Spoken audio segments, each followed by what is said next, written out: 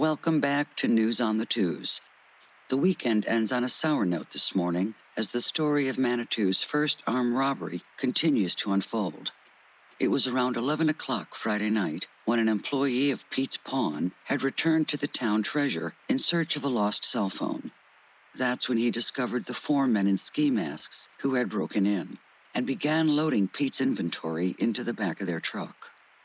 After calling police, and against their recommendation, he entered the shop in a heroic attempt to confront the intruders before they could make off with nearly 50 years of family merchandise.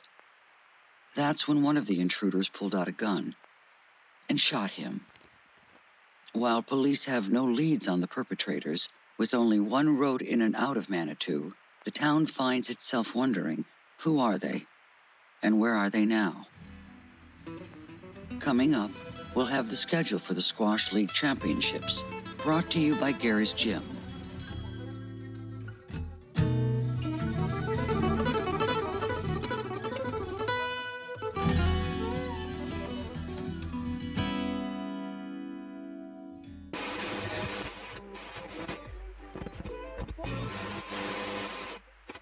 From the #1 station, this is a story about love. A love story.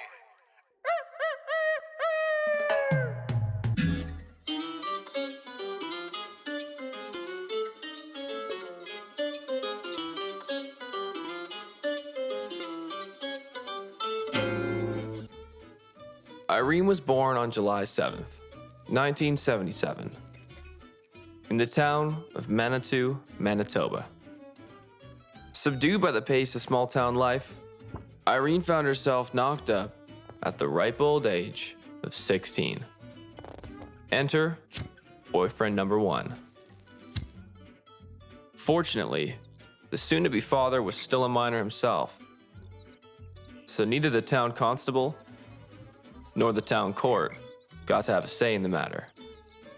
Unfortunately, Irene was kicked out of the house, and boyfriend number 1 dropped out of the 12th grade to provide for his newfound family, trading his prospects for a 2-bed, 1.5 bath. A home that Irene would become intimately familiar with over the next 21.5 years. And 9 months later, popped out baby number 1. All right, say cheese on 3, 2, 1. Back with a recap on the ones. The town theater So, will be getting its much-needed you're 17, after town with council 1 voted child, 4-3 in $600 in a savings account, and a $50,000 mortgage subsidized by an income of $300 per week. And don't forget to grab your What do you do? Squash League Championship.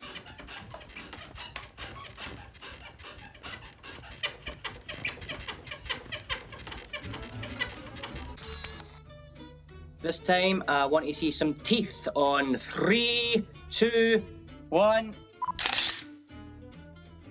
And this time, boyfriend number 1 was forced to seek greener pastures on a 2 weeks on, 1 week off type basis,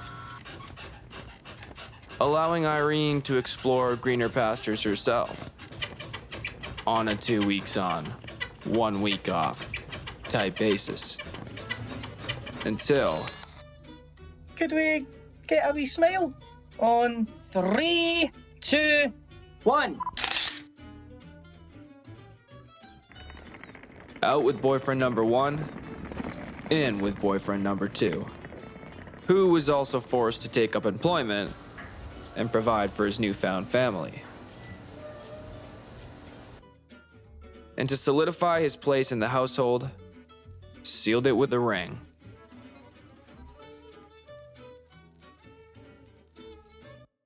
Which lasted exactly 9 months, on account of the twins. Could we hold that in for a second?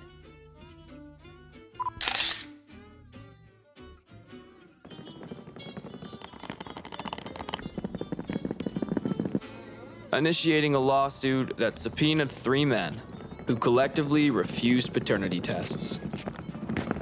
And in the end, were ordered to split the child support 3 ways.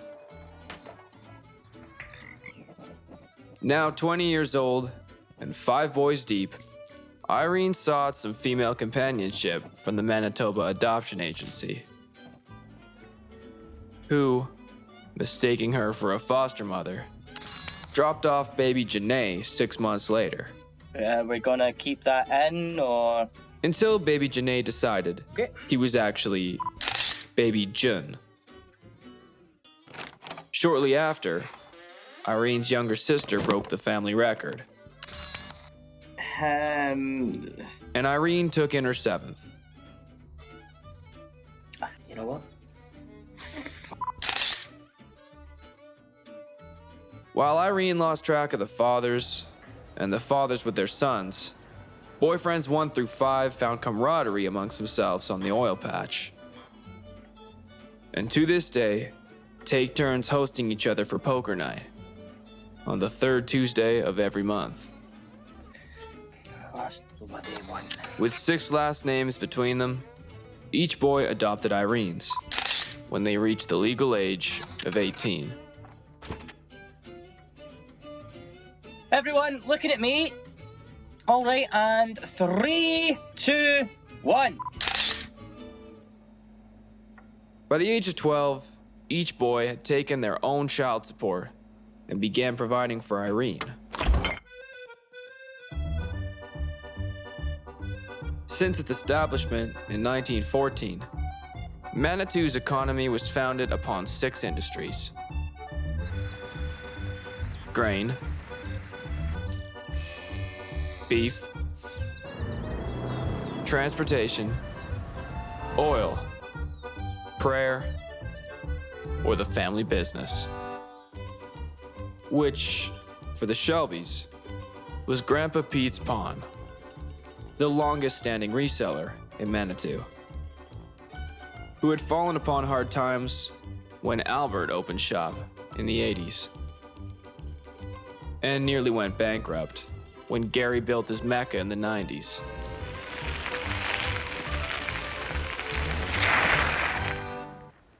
By the 2000s, Pete was barely hanging on by a thread, thanks to a growing trend in independent resale.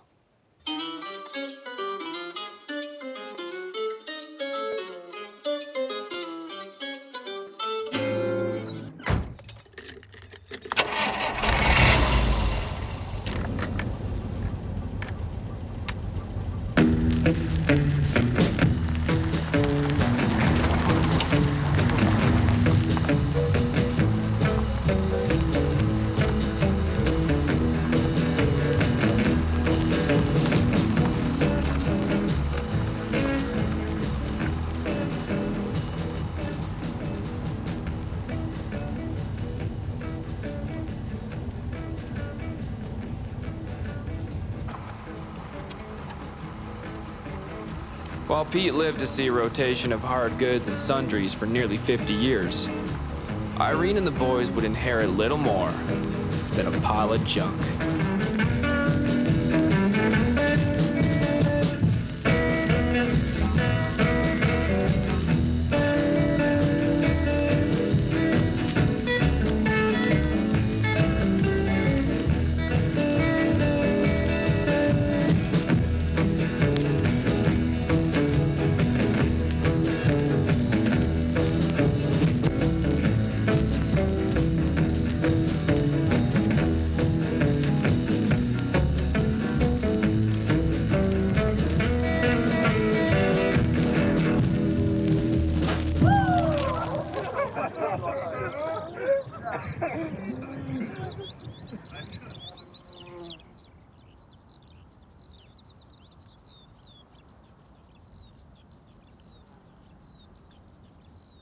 All a kid has to do in a small town is get high and break the law.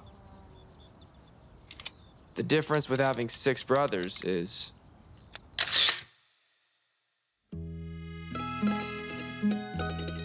well,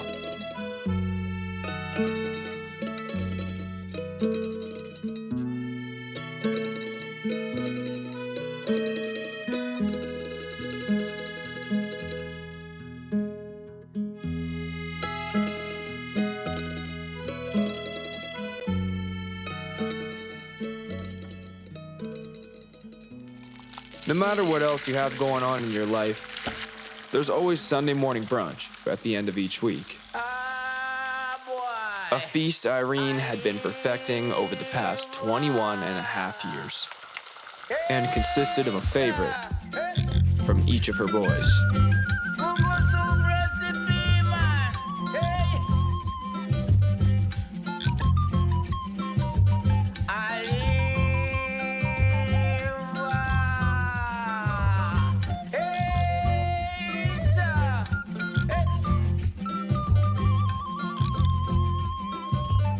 Mama tell me say no sell the gungo peas. Mama tell me say we shell the gungo peas.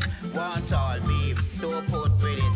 Some fresh meat, don't put with it. Some cow skin, don't put with it. Some chicken foot, don't put with it. Gungo soup now, she want to drink. Some soup now, she want to drink. Some soft yam, don't put with it. Some dasheen, don't put with it. I beg a breadfruit, don't put with it. Some dumpling, don't put with it. Until July 6th, 2014, when Irene would fix her last brunch. A chronic obstructive pulmonary disease-induced heart attack. Irene's insurance implicated the 3.5 daily packs of unfiltered Manitoba Reds,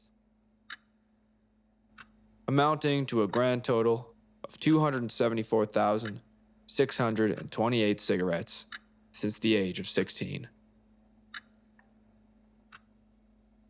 Triggering a smoker's exclusion clause and voiding her life insurance policy. The boys conceded it was actually impressive she lived as long as she did, and quit all at once. All Irene had to offer in her will was ownership of the family business and a fridge that she'd bought for $600 in the 90s. She couldn't even leave them the house because the mortgage was split 5 ways between the fathers. And don't forget to grab your seats for the Squash League Championships. That So, kick off this Saturday at 3 you're 21 Tickets will be with available 6 brothers, morning. no house, a fridge, and a family fortune forever solidified in a pile of junk. Call Gary's Guaranteed Insurance and pay $0 for the first month when you bundle fire and theft policies today. A fire in the kitchen or a blood on the red. Gary's Guaranteed Insurance. 2 weeks later, Pete's palm made the front page of the Manitou Mail.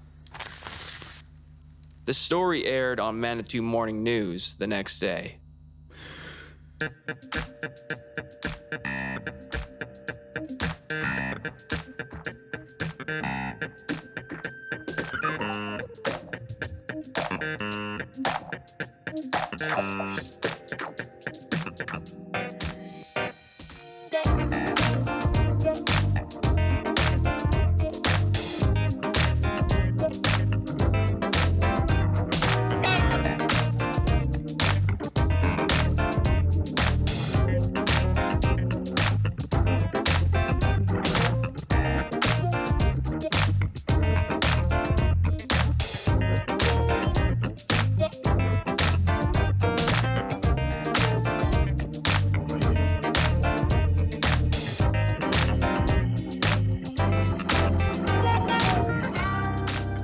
The weekend ends on a sour note this morning as the story of Manitou's first armed robbery continues to unfold.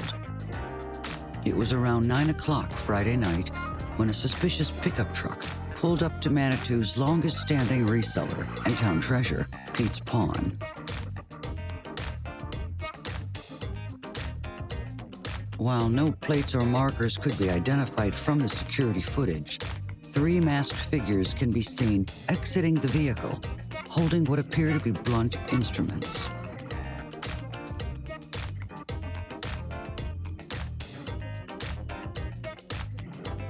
The intruders proceeded to approach Pete's Pawn and disconnected the video surveillance. 2 nearby farmers who reported strange noises around that time were quick to suggest that the apparent knowledge of the cameras could point to a government conspiracy aimed at driving Manitou residents into urban centers.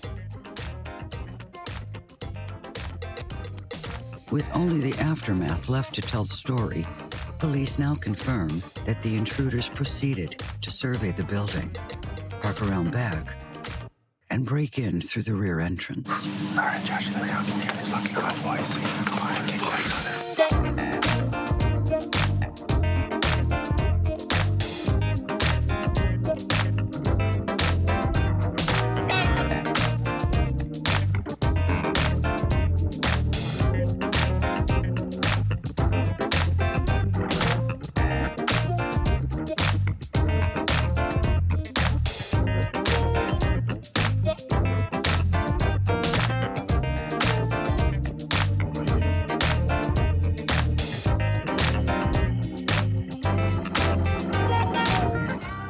While details over the next 2 hours remain unclear, the intruders managed to lift and load the entirety of Pete's inventory into the back of their truck, making off with nearly 50 years of family merchandise.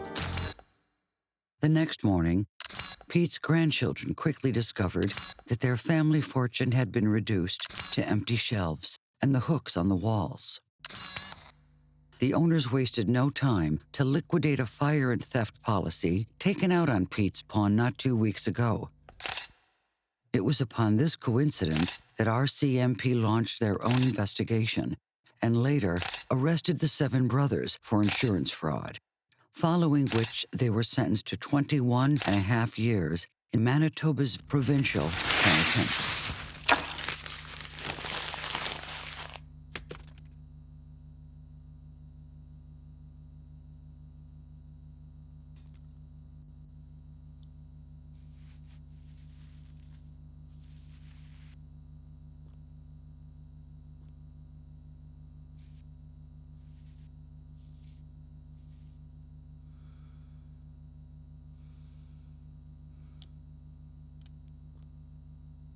Unless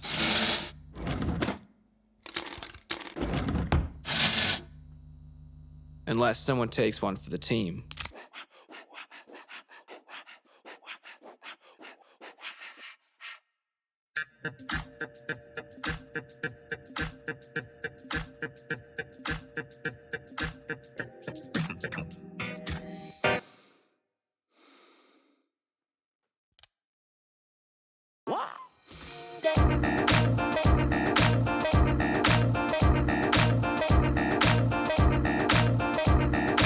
While details over the next 2 hours remain unclear, it was around 11 o'clock Friday night when an employee of Pete's Pawn, one of Pete's 7 succeeding grandchildren, had returned to the town treasure in search of a lost cell phone. That's when he discovered the 4 men in ski masks who had broken in and began loading Pete's inventory into the back of their truck. After calling police, 911, what's your emergency? and against their recommendation, he entered the shop in a heroic attempt to confront the intruders before they could make off with nearly 50 years of family merchandise.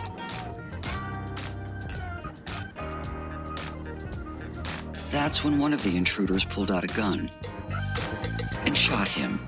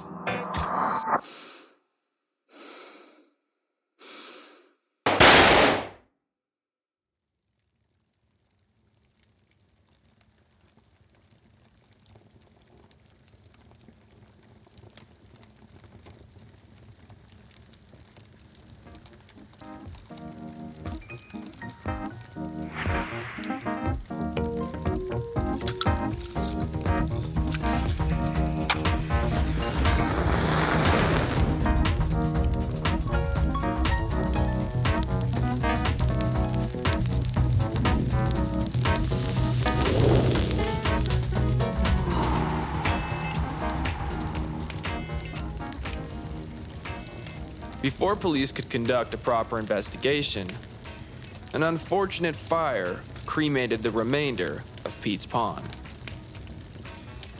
The result of a cigarette left burning on the rotted floorboards. Without evidence to contest the claim, the boys received the payouts from the insurance company. The same one that voided Irene's life insurance.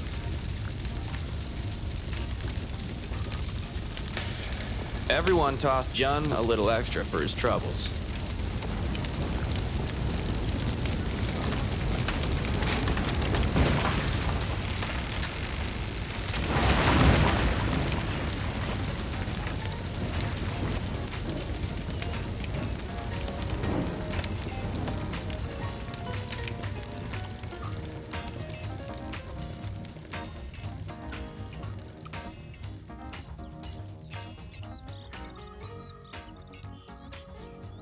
Nobody wanted to stick around long enough for anyone to change their minds.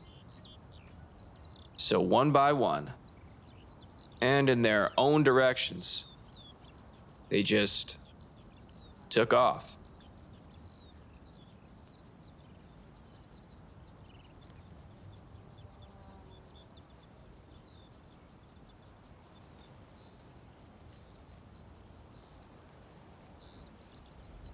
Not one of us would step foot in Manitou again.